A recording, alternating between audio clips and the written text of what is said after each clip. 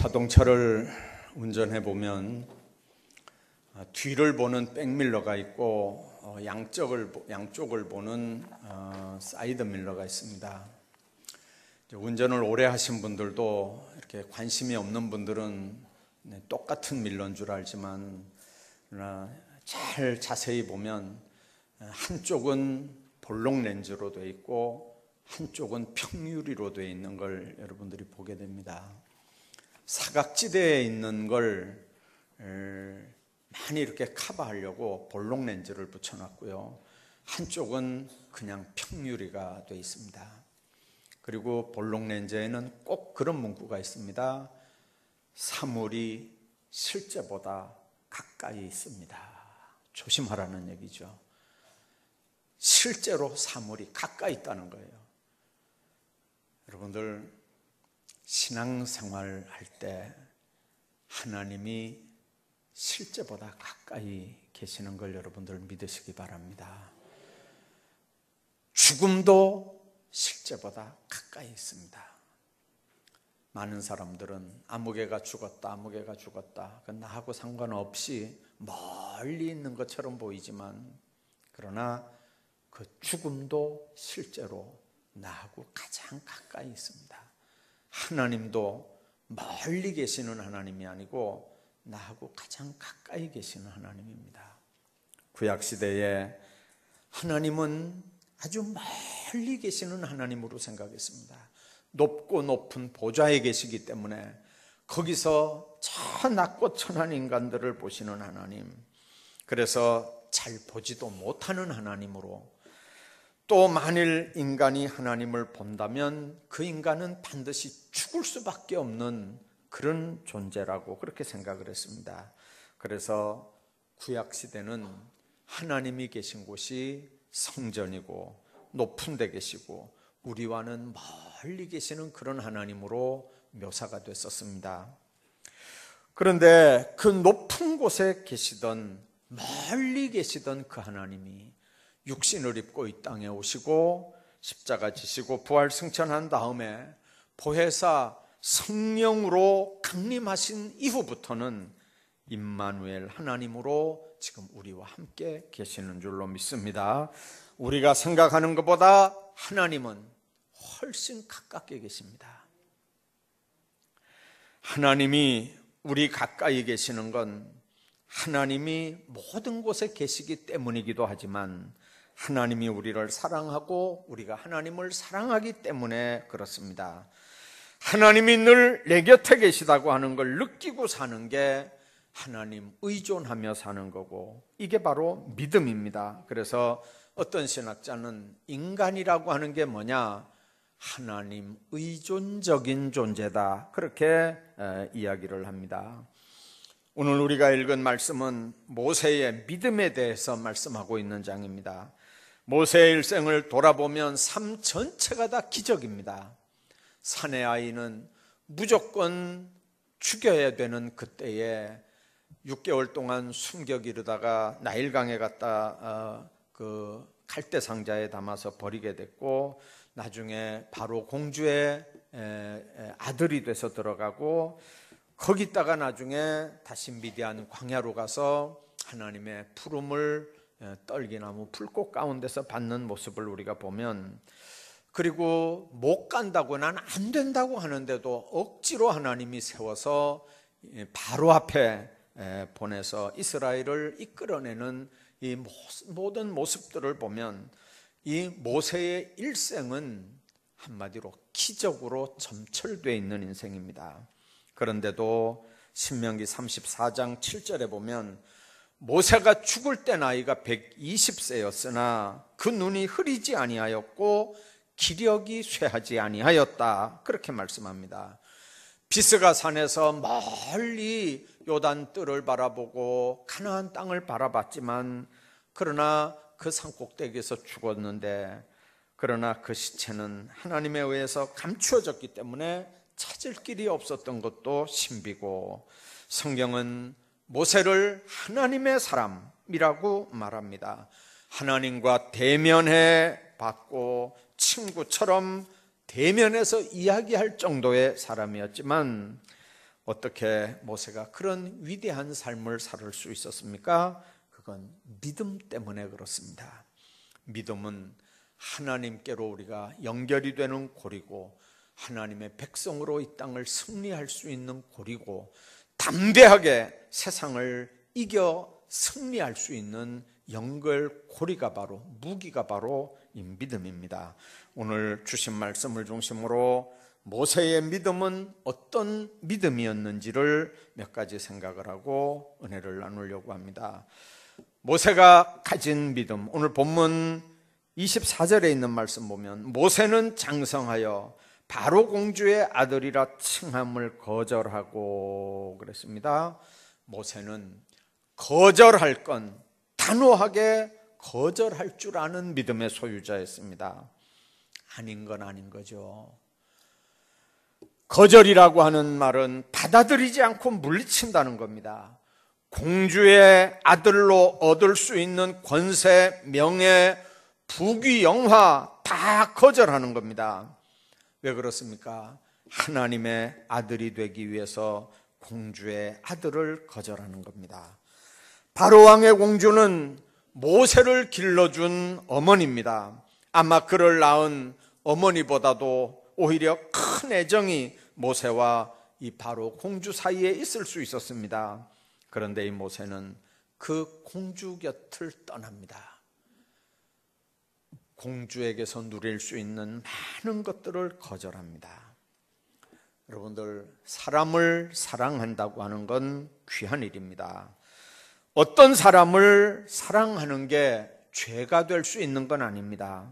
그러나 어떤 사람을 사랑하는 것이 하나님을 사랑하는 일에 방해가 된다면 그건 명백히 거절해야 됩니다.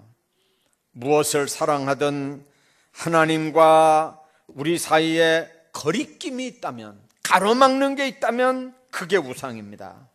하나님과 우리 사이에 정상적인 관계가 이루어질 때만 인간의 사랑이 참 사랑이 될 수 있습니다. 부모 자식 간에도 하나님보다 자식을 더 사랑하면 자식은 그날부터 우상단지입니다. 부부 간에도 이웃 간에도 모든 인간과의 관계가 다 그렇습니다. 인간에 대한 사랑이 우상이 돼서 하나님과의 사이에 거침이 된다면 그 사랑은 이미 하나님이 기뻐하는 사랑이 아닐 수도 있다는 뜻입니다. 그래서 믿음이라고 하는 건 마땅히 거절할 걸 거절해야 됩니다.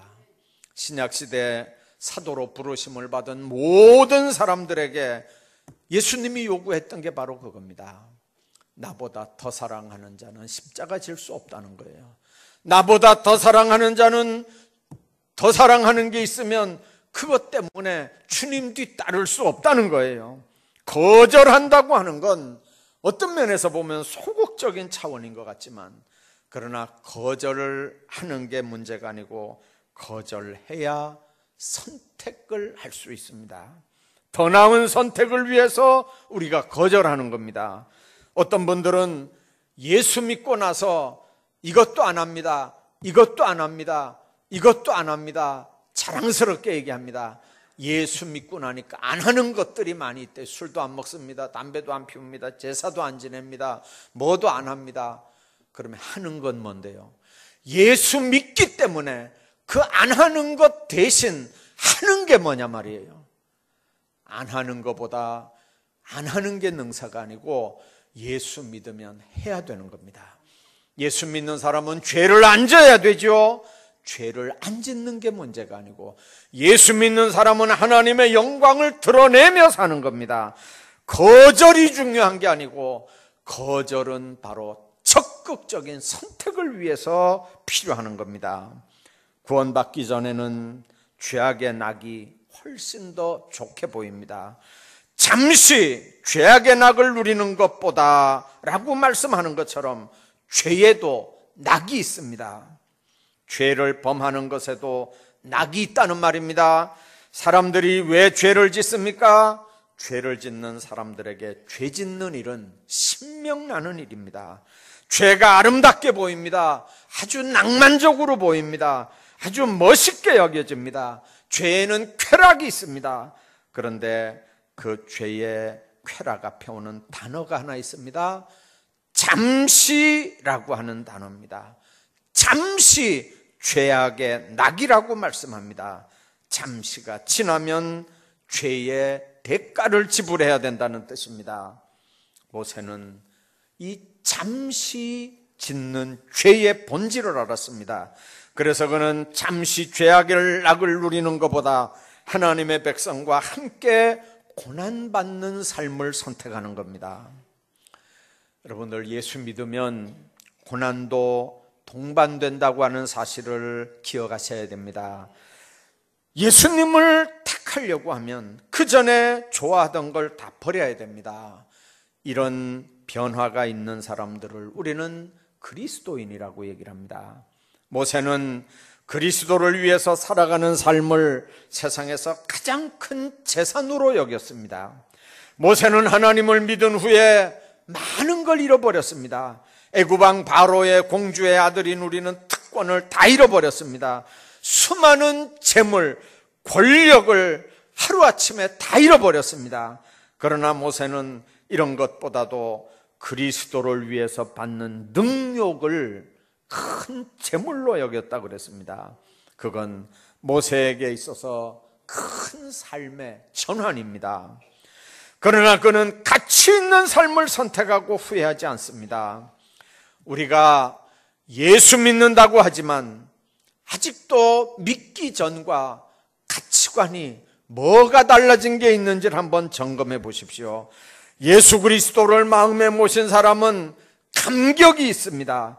영생을 얻고 하늘나라가 우리 것인데 왜 감격이 없겠습니까?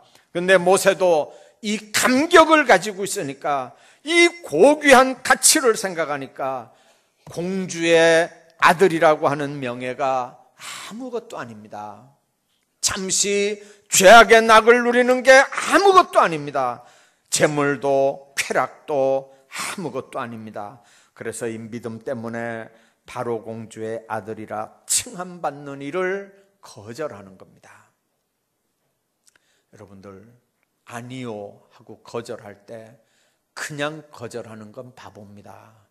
이걸 거절함으로 더 큰 걸 얻을 수 있다고 하는 게 눈에 보일 때, 그럴 때 이걸 거절하는 거예요. 주님께 받을 수 있는 은혜, 주님께 받을 수 있는 큰 은혜가 보이는 사람은 세상적인 잠시 누릴 수 있는 쾌락을 얼마든지 거절할 수 있는 겁니다. 모세의 믿음, 거절할 수 있는 믿음, 이 믿음이 오늘 여러분들 믿음이 되시기를 주의 이름으로 축복합니다. 뿐만 아니라 모세의 믿음은 죄악과 더불어 잠시 낙을 누리는 것보다 하나님의 백성과 함께 고난을 선택하는 믿음입니다. 여러분들, 고난을 선택하는 게 믿음의 산물입니다. 오늘 25절에 보면 그렇게 말씀합니다.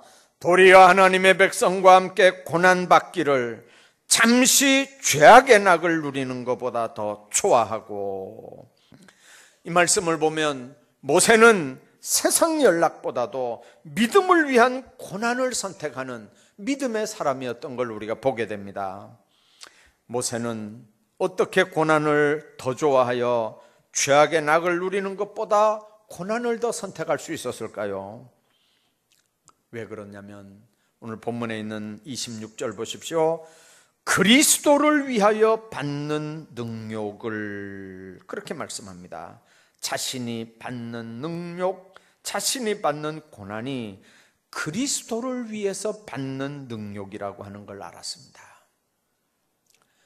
뿐만 아니라 26절 뒤에 보면 모든 애굽의 모든 보화보다 더 큰 재물로 여겼으니 이는 상주심을 바라봅니다.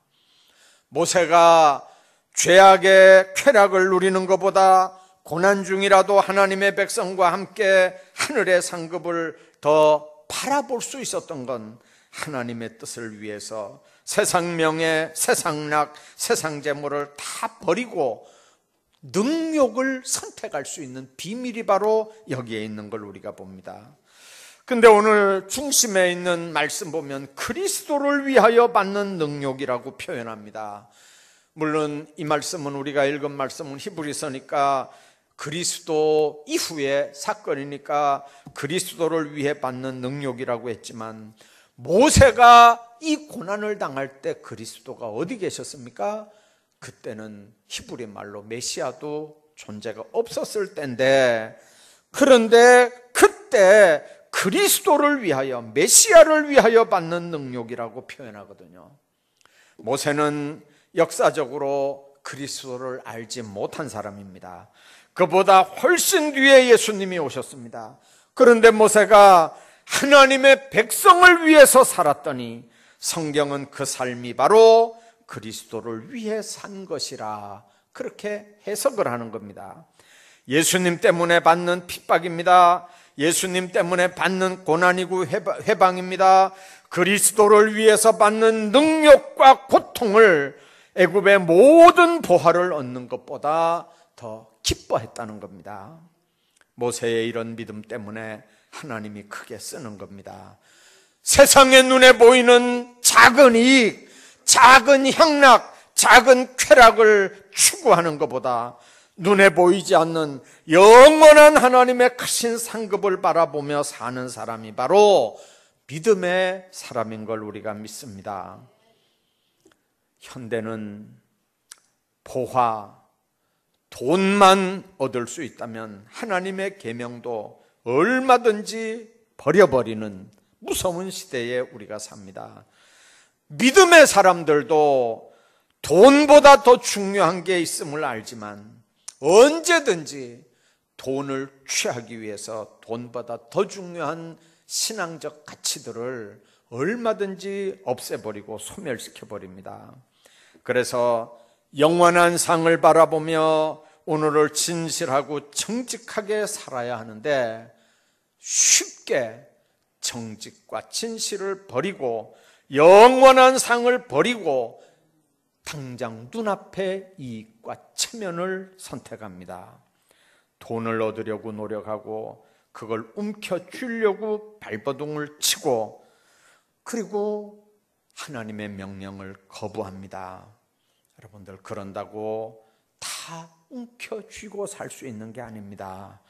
돈보다는 믿음을 우선순위에 둔다고 다 가난하게 어렵고 비참하게 사는 것도 아닙니다. 결국은 믿음대로 사는 자에게 하나님께서 큰 은혜와 복을 내려주시는 걸 우리가 믿습니다. 신앙생활은, 인생은 100m 달리기 하는 거가 아니라 42.195km를 뛰는 마라톤 경기하고 똑같습니다. 1km를 잘 뛰고 10km를 잘 뛰어도 마지막 끝에 1등으로 골이 나는 사람이 1등인 걸 우리가 압니다. 잠깐 잘 사는 거, 잠깐 사람들의 부러움을 받는 거, 잠깐 사람들에게 인정받고 존경받는 거, 그거는 진짜 성공하는 인생은 아닙니다. 믿음대로 사는 건 결국 하나님 앞에 마지막에 잘했다 칭찬받고 마지막에 하나님 앞에 착하고 충성된 종이라고 인정받는 사람이 인생을 행복하게 믿음으로 똑바로 사는 사람들입니다. 그러므로 이 시간에 이 말씀을 듣는 여러분들도 잠시 죄악의 낙을 누리는 것보다 차라리 의를 위해서 핍박을 받고 고난을 받고 세상의 보화보다 예수 그리스도 때문에 받는 능력들을 더 큰 재물로 여기며 살아가시는 하나님의 사람들 되시기를 주의 이름으로 축복합니다. 뿐만 아니라 세 번째는 모세의 믿음은 눈에 보이는 왕보다는 눈에 보이지 않는 하나님을 더 두려워하는 믿음의 사람이었습니다. 모세의 믿음은 그렇습니다. 사람이 더 두려운 게 아니고 하나님이 더 두려운 겁니다. 세상 사람들은 권력에 아부를 하고 두려워합니다. 그러나 세상 권력은 일장춘몽입니다. 아침 안개와 같은 겁니다. 세상의 힘이 영원한 게 결코 없습니다. 권력도 학식도 돈의 힘도 때가 되면 그 사람하고는 전혀 상관없이 사라질 때가 있습니다. 그러나 여호와 하나님을 앙망하는 자는 날마다 새롭고 독수리 날개치며 올라감 같은 능력을 받는다고 말씀합니다. 모세는 본래 용감한 사람으로 태어난 게 아닙니다. 그런 모세가 임금의 노함을 무서워 아니하고 담대하게 바로 앞에 섰던 걸 우리가 봅니다. 출애굽기 2장 14절에 보면 모세가 두려워하여 그렇게 말씀합니다. 15절에 보면 모세가 바로의 낯을 피하여 그렇게 말씀합니다. 모세가 처음 애굽을 떠날 때 그는 두려움 때문에 떠난 사람입니다. 그런 모세가 40년 후에 두 번째 애굽을 떠날 때는 도피가 아니라 하나님의 목적과 뜻을 성취하면서 바로 왕과 당당하게 맞서서 이스라엘 백성들을 끌어내면서 그러면서 애굽을 떠나는 모습을 우리가 봅니다. 두려움은 도피를 낳지만 믿음은 어떤 상황에서도 용기 있는 삶을 살게 합니다. 믿음은 하나님의 사람으로 거룩한 능력과 싸워서 이기게 합니다.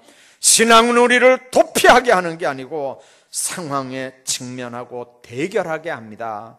모세가 바로 왕을 두려워하지 않게 된 건 하나님을 신뢰했기 때문에 그렇습니다. 모세라고 바로의 권력이 무섭지 않을 리가 없습니다. 그러나 하나님을 신뢰하고 하나님의 권능을 체험하니까 하나님의 권능이 바로의 권능보다 크다는 걸 그는 깨닫는 겁니다. 여러분들, 사람이 두렵죠? 그러나 하나님이 더 두려울 수 있기를 바랍니다. 주일날 어떤 분이 안 보였어요. 전화를 했습니다. 오늘 주일 왜 안 오셨는데요? 어디 아프신가요? 신방 가야 되겠죠? 그러니까 안 오셔도 된대요. 절대로 신방은 오지 말래요. 아니 주일날 안 오신 거 보니까 어디 아프거나 뭐 가정에 뭐가 문제가 있거나 그랬으니까 주일날 안 오셨겠죠.